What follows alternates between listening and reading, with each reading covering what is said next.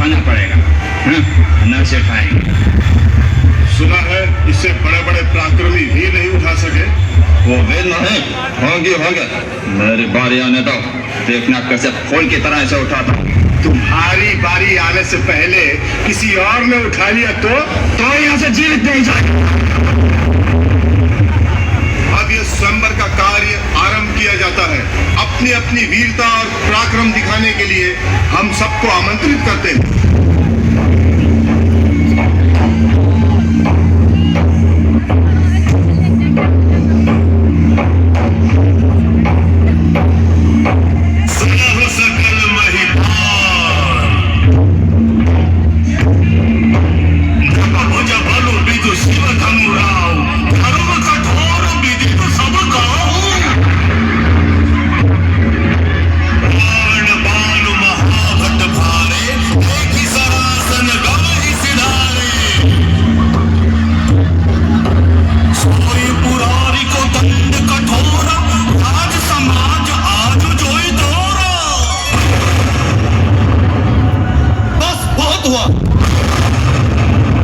सोचा था कि अपनी पुत्री का विवाह एक सिंह से करूंगा।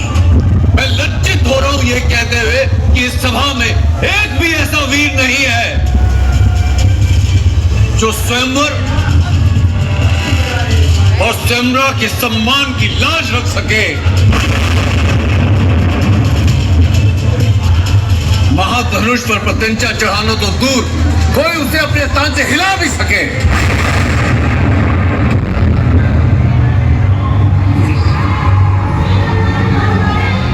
क्या है कोई ऐसा महावीर इस सभा में? ऐसा प्रतीत होता है कि माताओं ने महावीरों को जन्म देना बंद कर दिया है। सावधान महाराज जनक, अपने शब्दों को मर्यादा की सीमा में रखिए।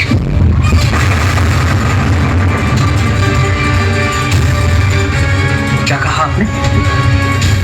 ये धरा वीरों से रिक्त हो गई है। माताओं ने वीरों को जन्म देना बंद कर दिया है। मैं आपको सचेत कर दूं महाराज, अयोध्या में आज भी माताएं न केवल सिंहों को अपितु नरसिंहों को जन्म देती है। उसी पावन अयोध्या से आए हुए राजकुमारों की उपस्थिति में आपने अपने मुख से ऐसे शब्द निकालने का दुस्साहस कैसे किया? मात्र एक संकेत मिलने की देरी और इसी सभा में इसी क्षण अयोध्या के रक्त का शौर्य प्रस्तुत हो जाएगा। महादेव के निर्णय पर आप संदेह करते हो? न तो धरा ही वीरों से रिक्त है और न ये राजसभा।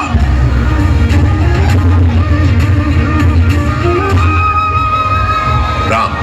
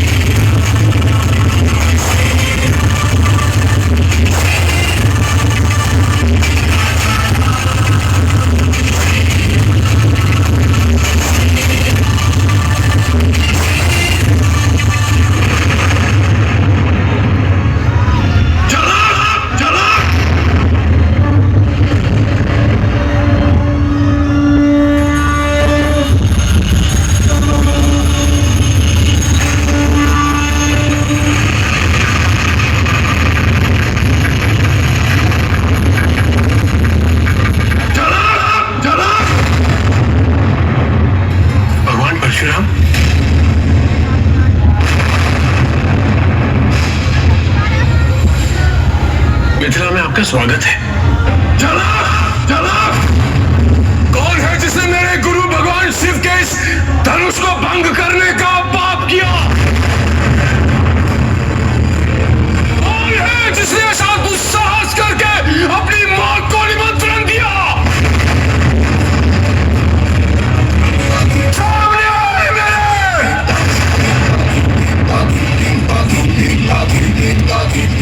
हे भगवान, आप ही के आदेश अनुसार मैंने सीता का स्वयंवर आयोजित किया था। आप ही ने कहा था कि जो भी भगवान शिव के धनुष को उठाकर उस पर प्रत्यंचा चढ़ाएगा वो प्रत्यंचा चढ़ाने की बात हुई थी, धनुष भंग करने की नहीं। ये पाप है।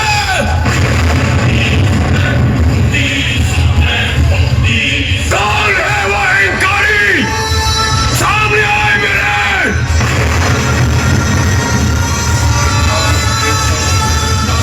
आज इसकी मृत्यु निश्चित है। मुनिवर, आपके प्रश्न समाप्त ही नहीं होते तो कोई उत्तर कैसे दे? और इतने क्रोधित भी हैं आप। कौन है ये मूर्ख बालक जो नहीं जानता कि मैं कौन हूं? मुझे भली भांति ज्ञात है कि आप कौन हैं। अब क्षत्रिय कुल नाशक, बाल ब्रह्मचारी, अत्यंत क्रोधी प्रभु परशुराम है। परंतु प्रभु, एक बहुत ही शुभ अवसर पर पधारे हैं आप, और यहां इतना क्रोध उचित नहीं। ऋषि जनक, मेरा उत्तर दीजिए, नहीं तो जहां तक आपका राज्य है वहां तक की पृथ्वी उलट दूंगा।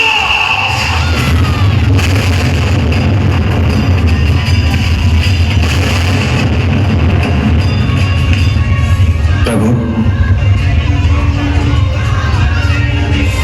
इस शिव धनुष को भंग करने वाला आपका कोई एक सेवक ही होगा। सेवक वो होता है जो सेवा करता है। जिसने ये धनुष भंग किया है वो सहस्त्र भाव की भांति मेरा शत्रु है, और मैं उस शत्रु को भी वैसे ही दंडित करूंगा जैसे मैंने सहस्त्र भाव को किया था। बाल्यकाल में कई धनुष खेल खेल में तोड़ दिया, तब तो इस प्रकार क्रोधित होकर आप कभी नहीं आए। फिर इसी धनुष प्रति इतना लगाव क्यों? तुम्हें बाल्यकाल में तोड़े गए धनुष और भगवान शिव के धनुष में अंतर समझ में नहीं आ रहा। अंतिम चेतावनी दे रहा हूं, जिस किसी ने ये धनुष भंग किया है मेरे समक्ष आ जाए, अन्यथा वो सेवक मैं हूं प्रभु। आज तुम्हारी मृत्यु निश्चित है।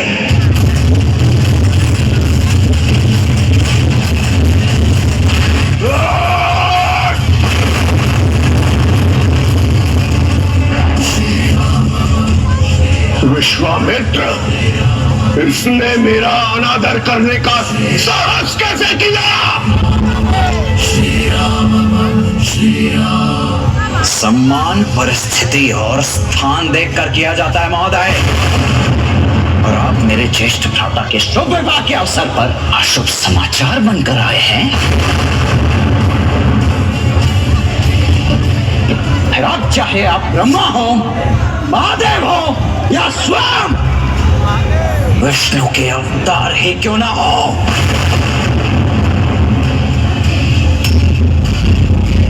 आपके समक्ष ये लक्ष्मण खड़ा है। आप होंगे संसार के भगवान,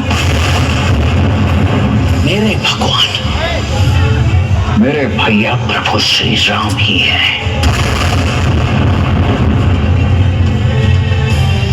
और यदि मेरे भगवान के ऊपर किसी ने शास्त्र उठाया, कवच ये लक्ष्मण होगा है।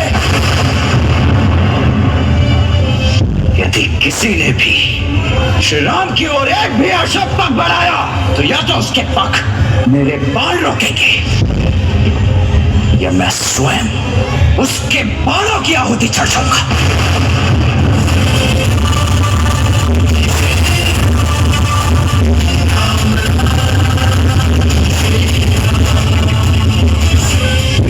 तोड़ने का मत रखने वाले बालक, ये श्री हरि नारायण का धनुष सारंग है। महादेव के धनुष को तो तुमने भूल से तोड़ दिया, अब इसे उठाओ चढ़ाओ इस पर प्रत्यंचा। अभिमानी बालक, दिखाओ अपने बल को, कितना बल है तुम में। अरे प्रत्यंचा चढ़ाना तो दूर, तुम इसके भार को सह भी नहीं पाओगे।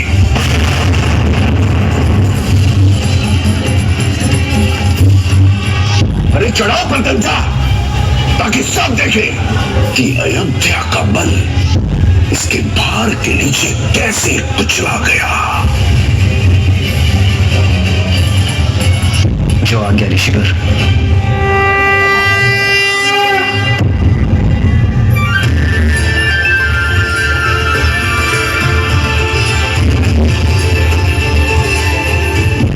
मैं आपको पहचान नहीं पाया राम।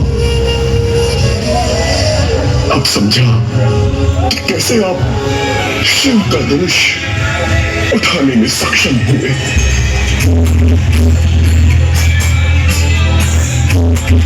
श्री रामचंद्र की जय।